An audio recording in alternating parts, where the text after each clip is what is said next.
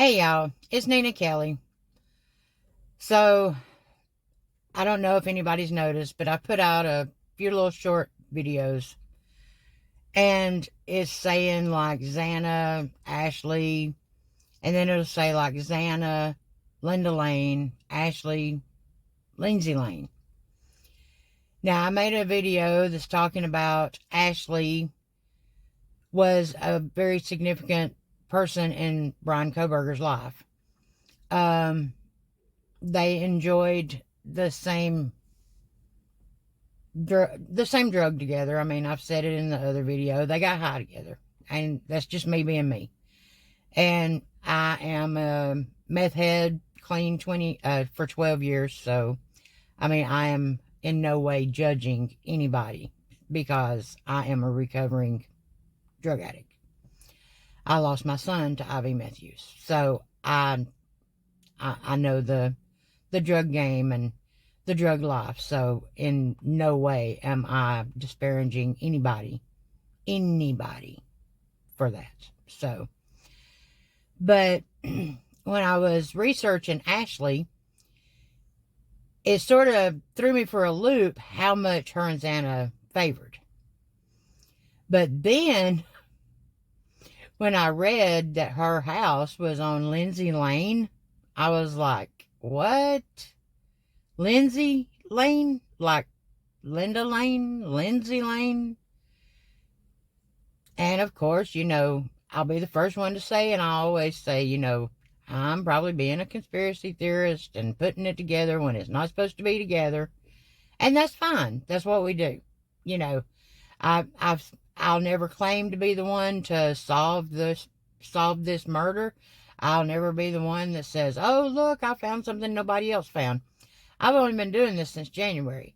I'm sure this has probably been debunked and, already talked about and everything else. It's just something I found that I put together. And, if it's already been out there, I didn't know about it, but it's okay. We can all look at different things. But when you look at the videos and you see how much they look alike, and then you think Linda Lane and Lindsay Lane, and then you consider what she meant to him. And, with the acceptance and everything that she gave him, that was a big loss in his life. I mean, and nobody knows how it hit him, how he handled it, how he dealt with it. So I'm sure he probably internalized it a lot, and maybe it affected him more than people thought. And Ashley, like I said, she lost her life in May of 2018 to a heroin overdose. And losing my son like that's a big, it's a big deal if I hadn't lost my son, but it touches me personally because I buried my baby. So, I'll say it again. I'll say it in every video if it concerns any kind of drugs or anything. If you're needing help, reach out. Reach out to anyone. Do not try to do it alone. But always reach out. So, from what I understand, some of the clips that I put in the video, it talks about that they suspected him at first, and I put that clip in there. And then it talks about the Lindsay Lane, and so I was like, wow, that's sort of a wow moment for me. And then I put a Newsweek article in there talking about how he, when he got kicked out of the high school program, that he had to go to a program that didn't have females in it.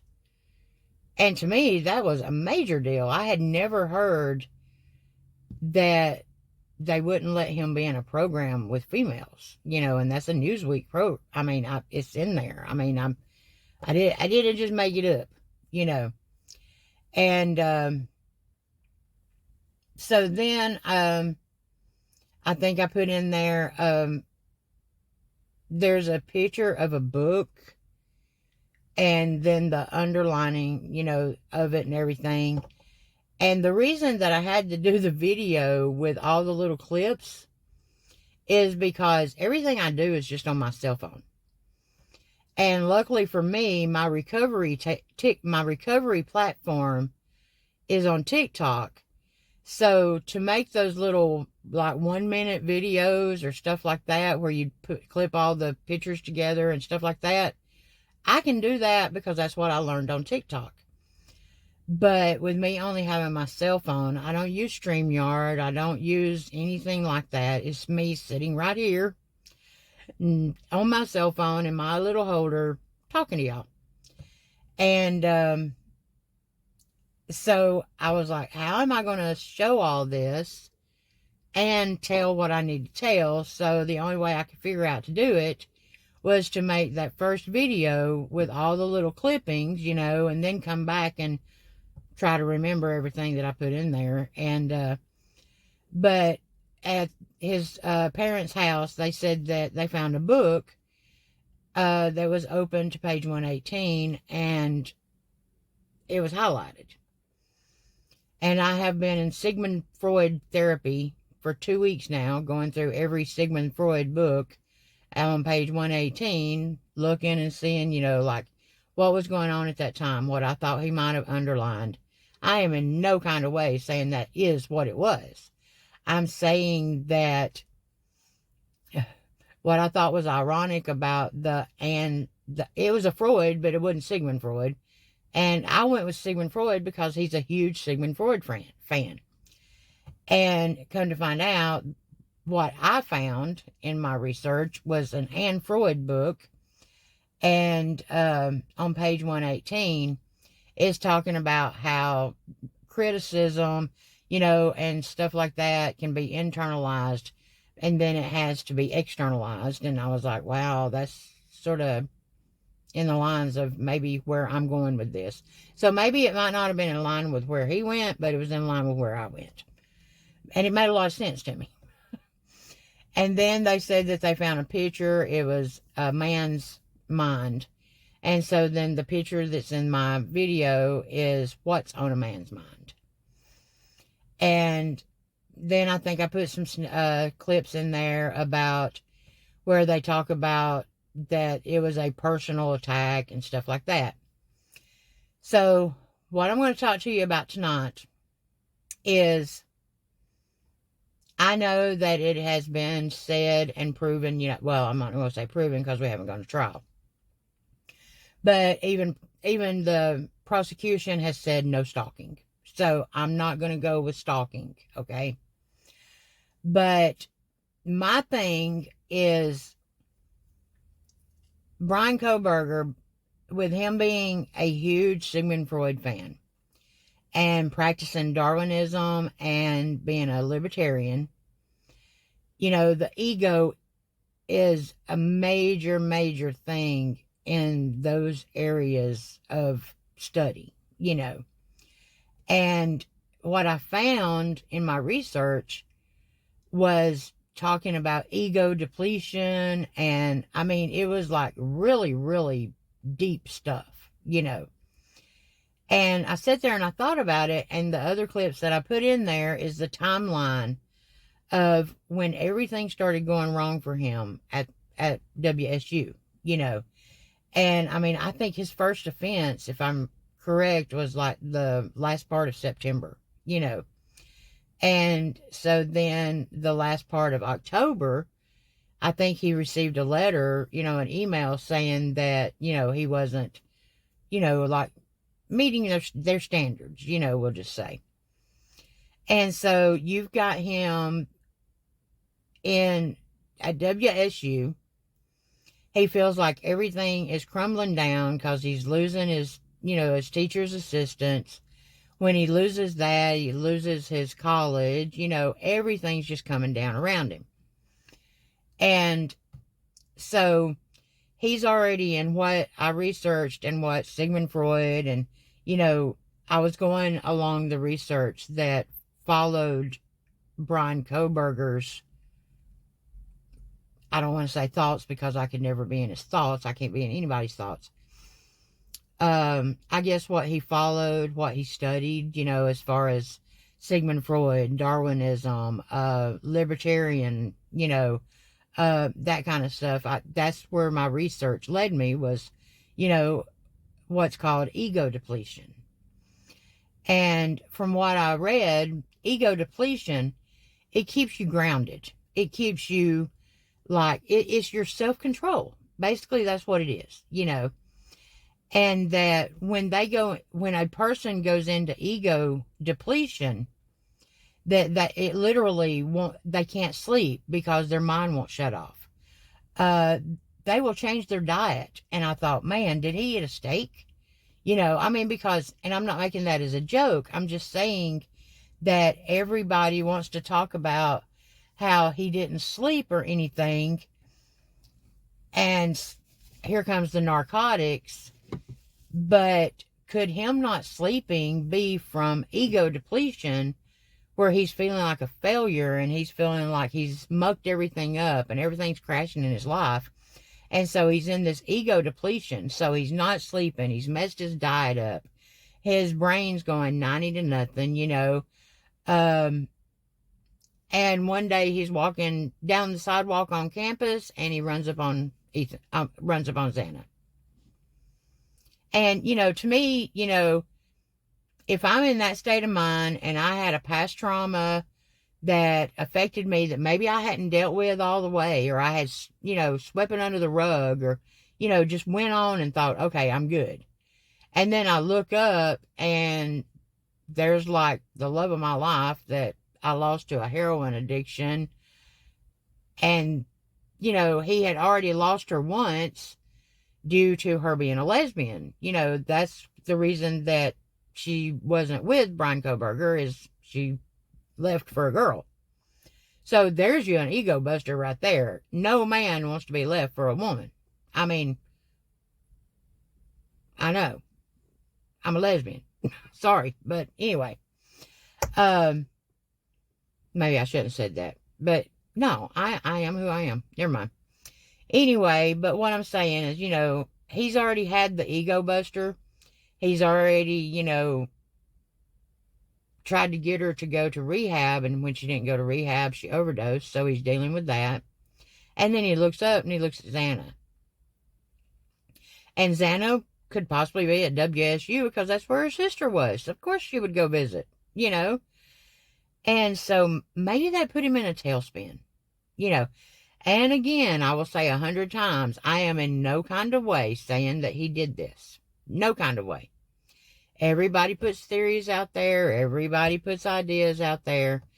Everybody just wants some kind of idea of maybe what happened, of maybe understanding, how this happened, why it happened, And the thing about it is, the only reason I'm doing this is because maybe it is just one person.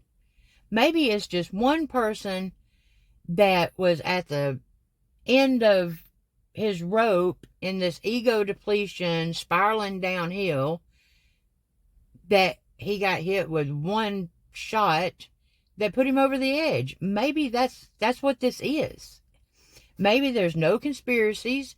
Maybe there's no law enforcement conspiracy, no Christchurch conspiracy, no Idaho Goblin conspiracies, no narcotics cartel or anything like that. I haven't done a video on why I do not believe narcotics was involved, but I'm going to go ahead and tell you right now, I'm not going to go into it, but my firm statement is, I do not believe narcotics was involved at all. At all. At all. Xana and Maddie, they had already broke that generational curse. They have come through a life being raised with a mama that was on drugs, and my kids understand that better than anybody, and I understand kids that have been raised that because I did that. And once you break that generational curse, you don't want to hang out with people that do drugs. You don't want to hang out with people that are around drugs. And you dang sure ain't going to have drugs in your house. And that's just being straight up with you. You know, and I mean, hey, if I'm wrong, I'm wrong. But, I mean, I'm just going to be honest. I do not believe drugs was involved at all. But back to ego depletion. So, ego depletion, you know, it can go, it takes them down so far to where it turns into what they call threatened egotism. Well, when it reaches threatened egotism, he could have seen her out at waitressing at the Mad Greek, okay? And tried to talk to her. And when she turned him down or something, when they're in threatened egotism, that feels like a total F you. You know, where any other time it may not be that, but when you've gone from ego depletion to threatened egotism, it's a big deal. Then, you know, they talked about, you know, maybe the house was the target. Well, you've got Xana that looks just like Ashley, and you've got 1122 King Road. Everybody knows Linda Lane is right there. So you've got Xana, Linda Lane, vegan restaurant. Xana gets the DoorDash. Xana's locks get changed. Xana had a falling out with a male 2 weeks before the murders.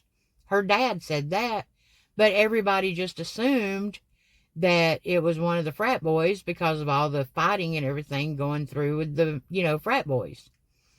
But, you know, if you consider how many boxes that Xana checks, I mean, you know, most of it, I mean, you know, if I have to look at my notes, which I don't normally have to do, but I am human. Let's see.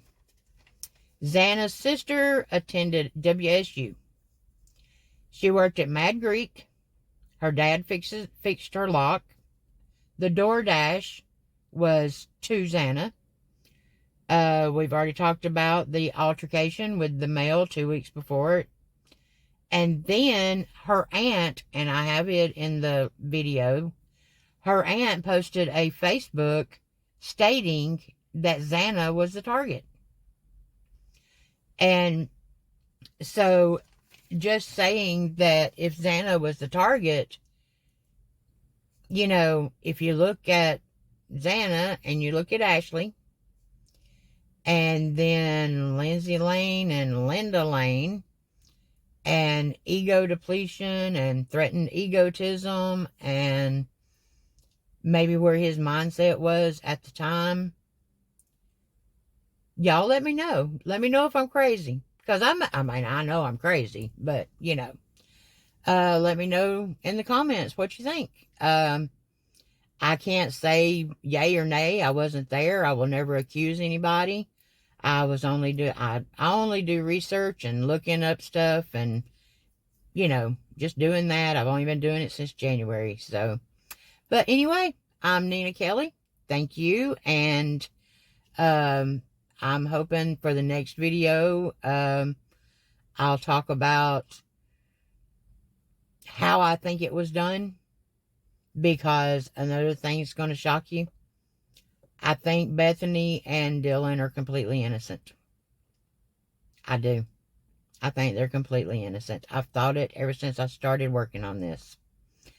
And I know that that's an unpopular belief and an unpopular opinion, but that's what I believe, and that's what I stand on. I think they're innocent, and in my next video, I will go through and explain to you how I think it happened and how I think they are innocent. So, I'm Nina Kelly. Thank you.